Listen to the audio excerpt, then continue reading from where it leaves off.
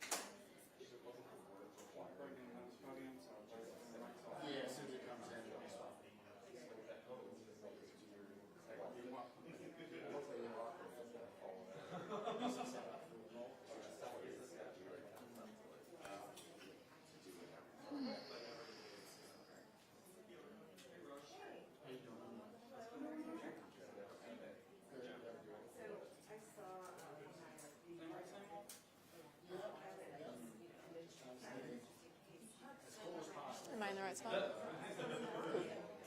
I've been trying not to sway. I can't take direction.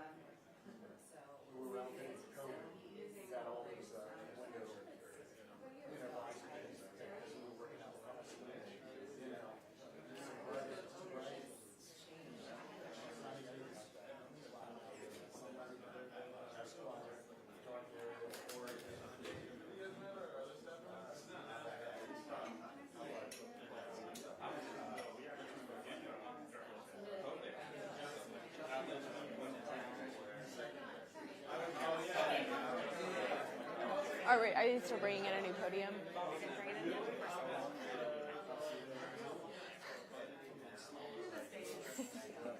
Hey, you're almost to Friday. I'm going to Florida next week. Where?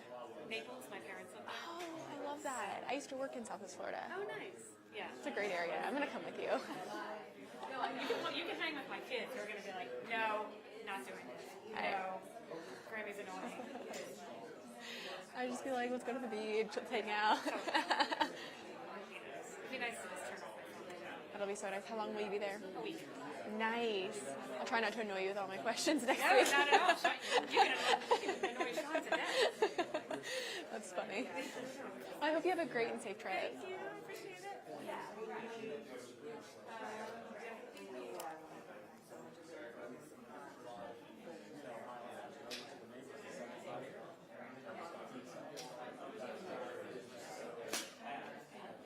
I don't think they're switching out.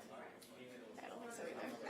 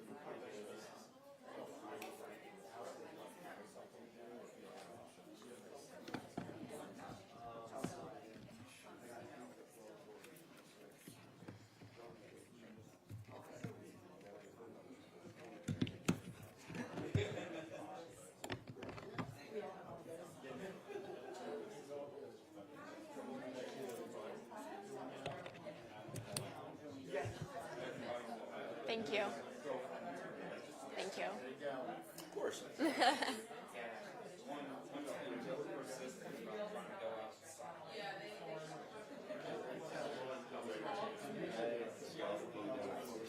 Or about Fleet Week.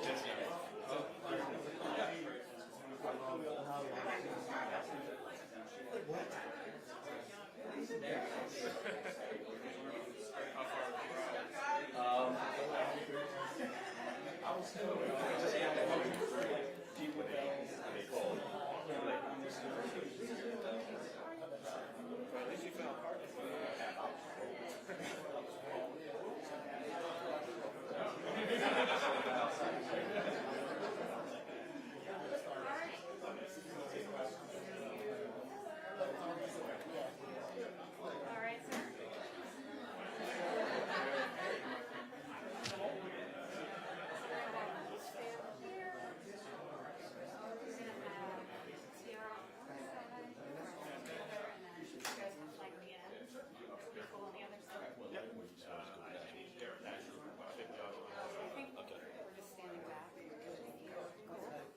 So we're just going to the speakers. And Yvonne, come on.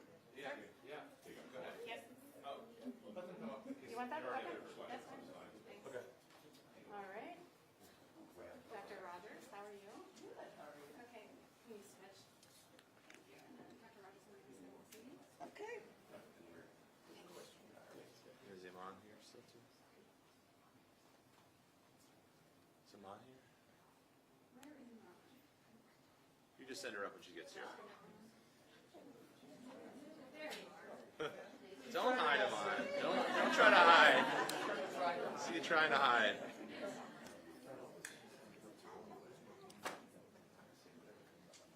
Come on up. Yeah, come on. You're fine. All right, well, good morning, and thank you to everyone for joining us today. I especially want to thank BCPS Superintendent Dr. Rogers, School Board Chair Tiara Booker-Dwyer, Councilmember Julian Jones, as well as a representative from Councilman Pat Young's office. I want to thank our directors of Department of Housing and Community Development, our Director of Planning, as well as our Director of Permits and Inspections for being here, along with Nick Stewart from We the People.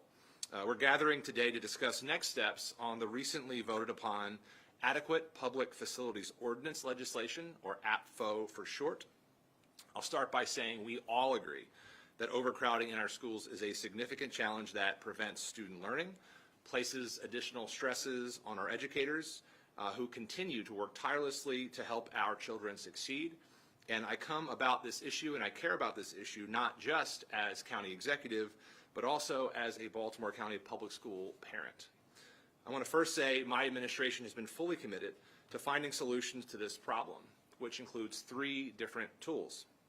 The first and most critical tool is school construction.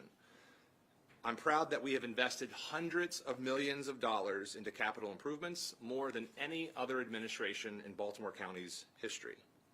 In the process, we've not only modernized many of our schools, we have also created over 3,000 new seats to support student success. This has enabled us to address and overcome significant capacity, school condition, and education quality concerns. The second tool is school redistricting. We have had, when we have additional capacity in our schools, we should take advantage of that capacity to alleviate overcrowding. Unfortunately, there was a history of school boards and superintendents that were unwilling to do this hard work in the past. But that is changing under the leadership of this superintendent and this school board. In fact, several school boundary reviews have been completed with attendance zones adjusted in just the past few years. I applaud Dr. Rogers, Chair Dwyer, and BCPS for their efforts in this space. The third and final tool to address school overcrowding are APFO bills. Legislation of this type is important to fill gaps, especially when school construction and school redistricting are not happening. But to be clear, I fully support all 3 of these tools, including APFO policies. However, while we applaud the intentions of the members of the County Council seeking to address school overcrowding concerns, we are confident that this legislation will not meaningfully address the issue, but will instead exacerbate other significant problems that our residents are already facing. Nowhere is this more clear than in our need to better tackle the attainable housing imperative here in Baltimore County. We have both a moral and legal obligation to ensure our residents have access to attainable housing options. Addressing school overcrowding and creating more attainable housing are priorities that need not be mutually exclusive.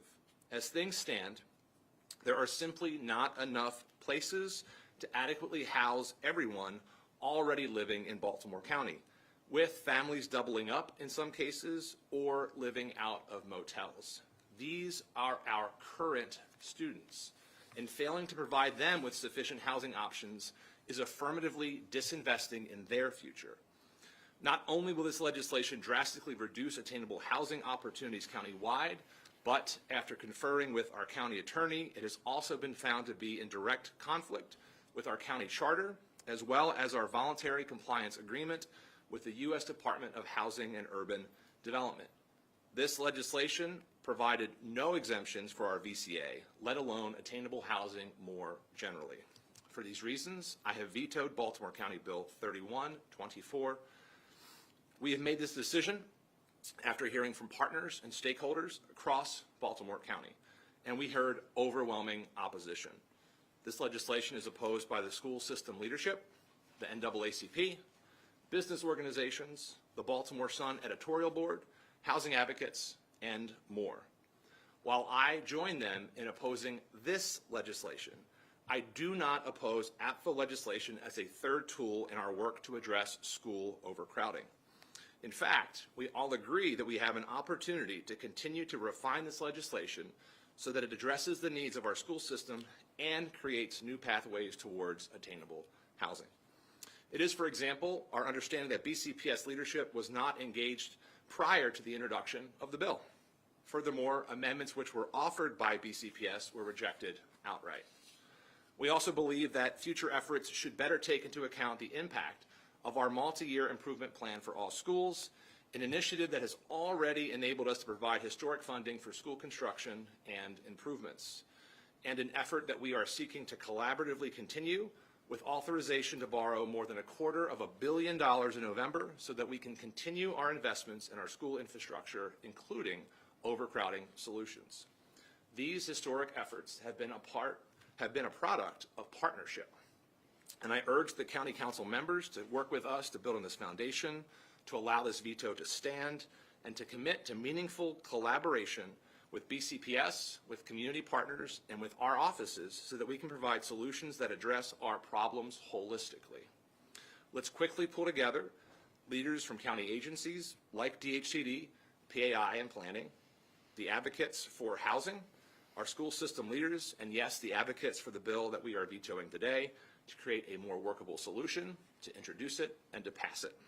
I'm especially grateful to council members Julian Jones and Pat Young, represented today by Iman Imran, who share our desire to do more on school overcrowding, but who have also listened to these concerns about the bill during the legislative process and who are ready to start a conversation about how we can better address those concerns.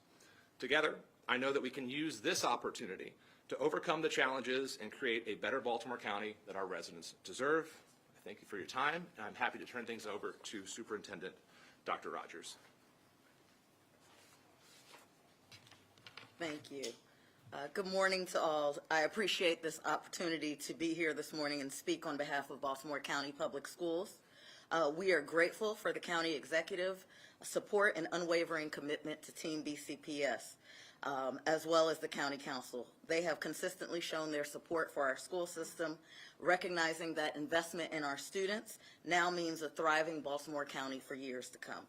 They have provided $800 million towards school infrastructure needs, resulting in, as the county executive shared, more than 3,000 new seats for students in 7 brand new schools, with 2 more scheduled to open this fall, Nottingham Middle School and Bedford Elementary School.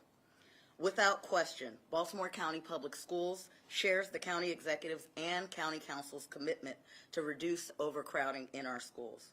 We are committed to providing our students with maximum opportunities for success and know that the physical space where they learn has an impact on climate and morale.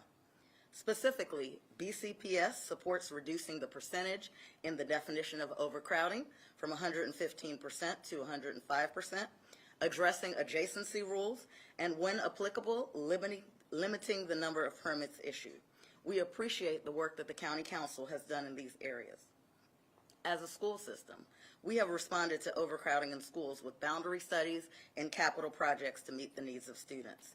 Additionally, we have a 15-year, multi-year improvement plan for all schools that provides a comprehensive roadmap for capital improvement that maximizes state funding, defines facility priorities with community input, and assesses existing facilities based on utilization, educational adequacy, and facility conditions.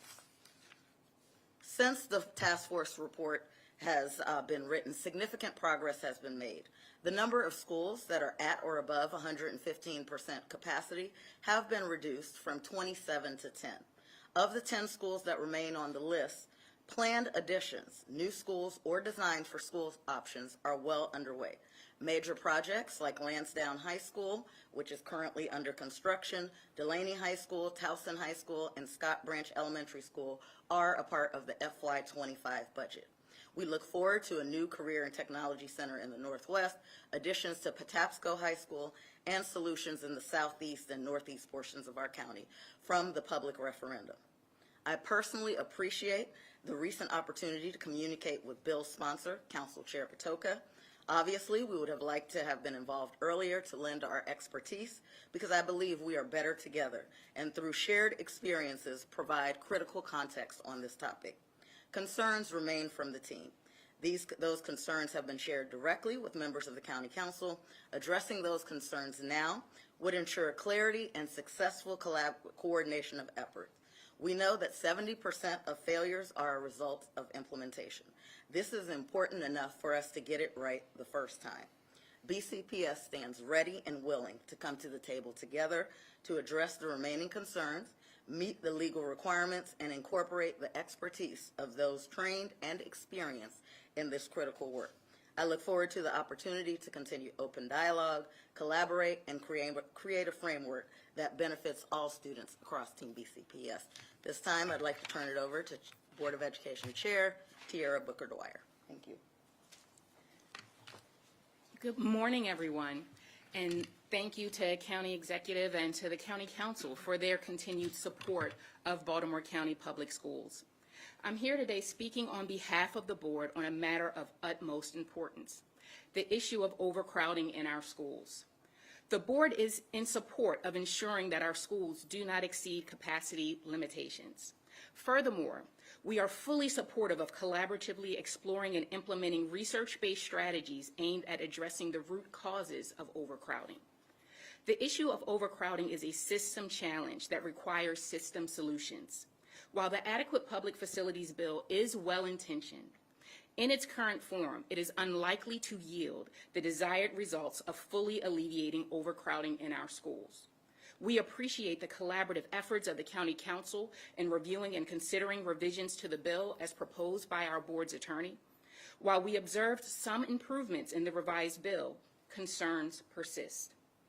It is imperative that we continue to work together as a Baltimore County community to craft a comprehensive solution that addresses the underlying issues contributing to overcrowding. This necessitates a multifaceted approach that considers factors such as population growth, school zoning, infrastructure development, and resource allocation. The board remains unwavering in its commitment to our core priorities: academic achievement, safety and climate, infrastructure, and the recruitment and retention of high-quality teachers, leaders, and staff.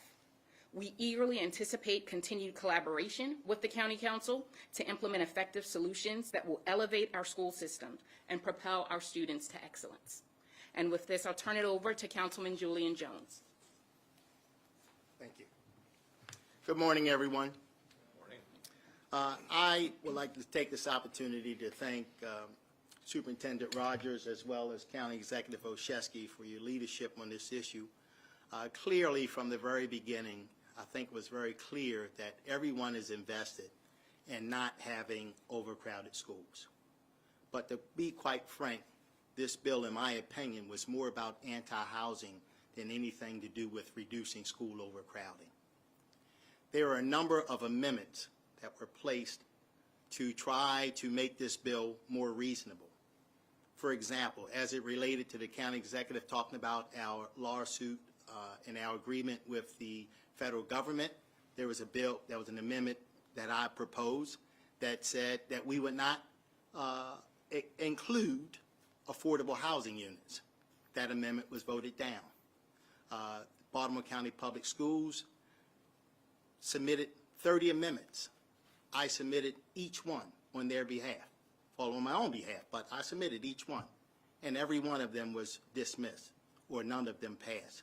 So as you can see, from the very beginning, all I wanted to do was to make sure that we had professionals, including BCPS, at the table when we're talking about doing something that can wreak havoc on our economy and cause people not to be able to afford a home here in Baltimore County. Home ownership is deeply important to me, and I think we must do everything in our power to make sure that Baltimore County is a place that people can afford to purchase a home and live here.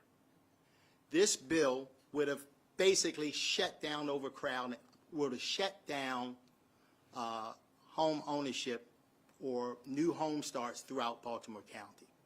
And I think it's very important that when we look at adequate public facilities, we must have the schools at the table to make sure we are doing something that they want us to do that is helpful to them in their mission of educating our children and giving them the very best environment we can.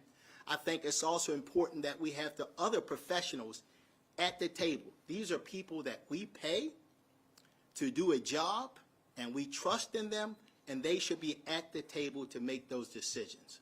So thank you so much. I look forward to working with my colleagues to put something together that will be a lot better, more collaborative, and more effective, and at the same time not shut down every housing start in Baltimore County as was done in other jurisdictions who went down this road. So thank you very much. And the next speaker will be Mr. Nick Stewart, co-founder of We the People. Thank you. God bless you all. Bye. Thank you. Good morning. My name is Nick Stewart. I'm the co-founder of an advocacy group called We the People, Baltimore County. We're a group of planning advocates who are focused on the principles of smart growth and good policy. I'm also the former vice chair of the Baltimore County School Board, and I have 4 young kids who are all tracking in BCPS. So my wife and I are invested in this. We care a lot about school overcrowding. And while noble, this bill is neither smart growth nor good policy, and there are several reasons why. First, this bill will, as Councilman Jones pointed out, negatively impact all of us. APFO laws structured in this way have been shown to increase housing prices and price out new taxpayers. They've been shown to reduce our existing tax base and the ability to make new school investments. And they have been shown to create barriers for redevelopment, to turn, for example, vacant lots into tax-generating properties. That's why Montgomery County and Anne Arundel County moved away relatively recently from their strict housing bans, is exactly this issue. Second, this bill stops housing at a time when the county is facing a housing crisis. Our working families should be able to live in the county that they serve, and young people should be able to live in the county that they grew up in, but neither is really possible. And if we've lost population for the first time since the 1920 census, we're heading in the wrong direction on that score. It's also why 1/3 of our young people in the state of Maryland have said that they're considering leaving this state. That's not the right direction. Third, this bill doesn't address the reason for overcrowding, which is primarily because of structural underinvestment. The reason for underinvestment is because we don't collect impact fees from developers. So we believe, as We the People, that if we're going to impose a ban on all new developments because of poor infrastructure, then we need this bill to require the county to collect fees so it can lift that ban. Finally, this bill ultimately focuses on the wrong thing. It's premised on the idea that overcrowding is caused by new housing, and that we're not doing anything about it. But these are the facts. Overcrowding is primarily caused by turnover of existing homes, not new growth. And the county executive has put into place a bold plan on school construction and facilities, billions of dollars over the next 15 years. This bill doesn't account for any of that and just says we're stopping development now. So ultimately, we must be able to walk and chew gum at the same time. We must be able to create new housing while also investing in the infrastructure to support it. We can. It's going to take collaboration. That's been mentioned today. It's going to take leadership. That's what we see from our county executive, from Councilman Jones, from Councilman Young, from our BCS partners. Today's decision creates a space for us to get there. Thanks. And now let me bring up county executive. Sorry, Sean. Leah Russell from the Baltimore Sun. The APFO was passed last week with a 4-2 vote. Are you prepared for another legislative fight with the council? Do you anticipate getting, them overturning your veto? I mean, I'll first say, again, encouraging members of the council to allow this veto to stand so that, as Mr. Stewart said, we create the space to come together and address, I think, these very valid concerns. We are interested in passing APFO legislation. We want to pass something on APFO. However, there are far too many concerns to allow this current legislation to continue. And so I'm calling on and encouraging members of the council, the leadership of the council, to work with us to allow that to happen. Should that not be the case, we're prepared to work with members, and I'll defer to Councilman Jones for a moment here as well, to ensure that we have the votes to sustain this veto so that we can have that space to get to work on that. I don't know if you wanted to share anything additionally. No, I'll just add that as a member of the county council, 4-time chairman, no one wants to fight with the county council. But it's so important that we get it right. And this bill was far, far, far from right. And I would challenge anyone, how many times do we have a bill with 58 amendments? This bill was far from right. The goal is to get it right so that we can do the business that's necessary to have the best schools in the world, or the state at least, and that we can provide quality homes for people to purchase here in Baltimore County so that we can grow, so that we not slip and continue to be in a state of decline. Thank you. If some of your other concerns were addressed, would you support getting rid of the adjacency exemption in future legislation? So, this is one of the things I think there's an opportunity for conversation about. There are instances where we have adjacent capacity. And so I think there's a space, for example, where we could have a conversation about the adjacency exemption would work only if we actually executed and made the changes that would allow us to take advantage of having that additional space. So in many cases, we actually have the space. We just haven't actually taken advantage of it. And so, again, as I said in my comments earlier, we have a school system under the leadership of the school board chair and the superintendent that has had conversations with the community about boundary adjustments. So I'm confident that we could create an ecosystem where we actually take advantage of that adjacency so that we're not stopping development opportunities and, more importantly, housing opportunities for our residents while not also contributing to school overcrowding. And just to follow up on that, I know the school system recently did do some redistricting, and I know in talking with school officials after that happened, they said the problem still wasn't fully solved or addressed. So how major of a redistricting would have to happen in order to really address those concerns? So again, redistricting is just one of the 3 tools that we're talking about here. So in addition to the work that the school system is doing on redistricting, we're also investing hundreds of millions of dollars every year to add capacity to our schools as well as improve conditions. And so it's really taking that future look, and I think, as was mentioned, our multi-year improvement plan for all schools, or My iPass, it's a 15-year, multi-billion-dollar investment. So we have to also take that into account as we're thinking about what capacity will exist in the years ahead. I'm not sure that was the case in this particular situation. So it's a chance for us to step back and I think, again, account for what's been done, what construction is happening, what additional redistricting might be needed in the future. Hi, Rona Yeah, right. from the Baltimore Banner. Thanks for holding this. Yep. I'm a little bit confused because in the task force, your planning director, Mr. Gottwald, was a member of the task force. There were several members of the school board, Julie Henn and others, the leadership of TABCO, have been involved in this process for 4 years. So I'm a little bit confused about why you say you weren't brought to the table when it sounds like there were people representing different constituencies with the county and the school board that were at the table and have been for years. Right, and I'll say that this bill, as passed, does not reflect all of the recommendations of that task force. And so the individuals who were on that task force, and I don't want to speak for the school system, but including the school system, including our departments, and I'll let Director Gottwald speak for himself, but those agencies were part of a task force that ultimately shared concerns relative to this bill that were not incorporated as amendments that were offered as opportunities to change the bill. And so all we're saying is let's take a step back towards that conversation where we continue that dialogue.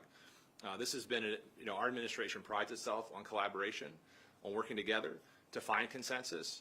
I think it's very possible here, but again, I think that it had that spirit of collaboration that was part of the task force continued through the creation of the bill and the passage of the bill.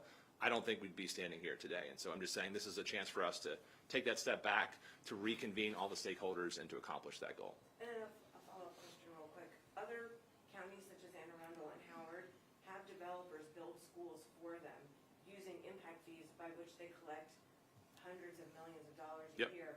Why doesn't Baltimore County do that? So we were the first administration that proposed impact fee legislation. When I was first elected, it was one of the first actions I took as county executive. Through the legislative process, there were a number of changes made to the bill, and unfortunately, we've seen limited revenue coming in from that legislation. We've already put before the county council an administrative change to effectuate how we actually do collections that we think will lead to some improvements. And I know that in addition to that legislation that's currently before the council, other members are contemplating whether or not they need to look at any of the exemptions that were put into place when that legislation was first passed, which we would encourage them to take a look at. Follow-up question for the board and Dr. Rogers. TABCO, the county teachers union, did support the APFO bill. Will they be at the table in drafting whatever new legislation comes? So it would be our hope that we all get back to the table, and then at that point, we would be able to identify different stakeholders. But as I shared in my earlier comments, a lot has changed since 2019 when this report came. A lot has changed in the world, and a lot has certainly changed in terms of the infrastructure in Baltimore County, particularly around the schools that we've built. We have a really strong relationship with all of our union partners, and we would continue to work in the same vein with them. Thank you. And I'll just add before we turn to IPR, I also had a conversation with the president of TABCO this morning. We have like the superintendent, we all have very strong relationships. We all are aiming towards the same end. We think that we can pass legislation. I think both President Sexton and I, we reaffirmed our joint commitment to coming together to finding solutions to address school overcrowding, including APFO. And so it was a very cordial conversation. I appreciate her leadership and do hope that if we're given the opportunity that she and her members will be a very important part of that conversation. Yeah, hi, Bree Hatch from WIPR. This is for Dr. Rogers or Chairman Dwyer. Yeah. Just curious, you mentioned that with like the recent version that was passed by the council, there were still concerns. Could you give a little taste about what those concerns were that you had with that current version? Do you want to go into specifics now? Can I give one example? Yeah, sure. Let me just give one example. Of the many amendments that were proposed, one of the amendments required that the committee that would make the decision would take into account any appropriated any appropriated funding to fix overcrowding, whether it be a new school or an addition or removing a program from a school that will result in less students attending that school. That amendment, like all the others, was voted down. Okay, thanks very much, everybody. Thanks, everybody. Thank you.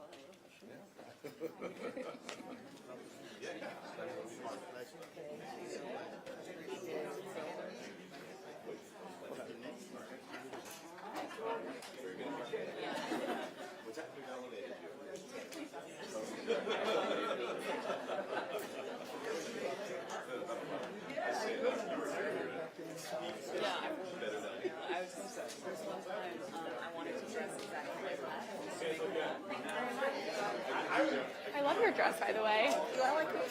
Thank you.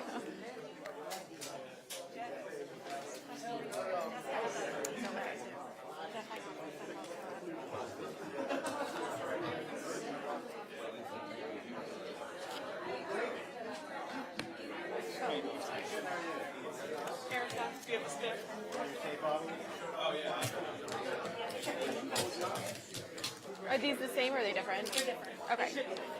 Okay.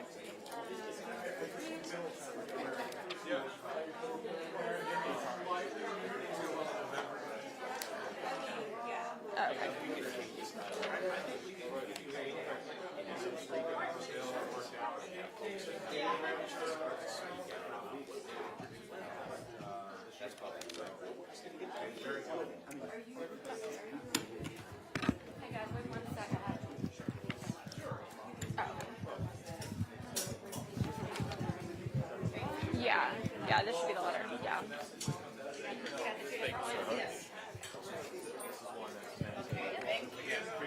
And then that information about the exemptions from yesterday, do you need me to resend that to you? No, I have it.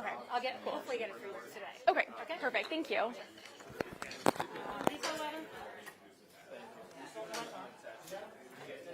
Hi there. Hey, how are you? I'm good. How are you? Good. Would you be up for a quick interview? Yeah. Okay. Okay. Brandon, Doing it here? Or? we can do it here, out there, whatever you prefer. Okay. I like your tie. Thank you. It's nice and fun. It's springy and it's not summer yet. I know. It will be summer this afternoon at 95.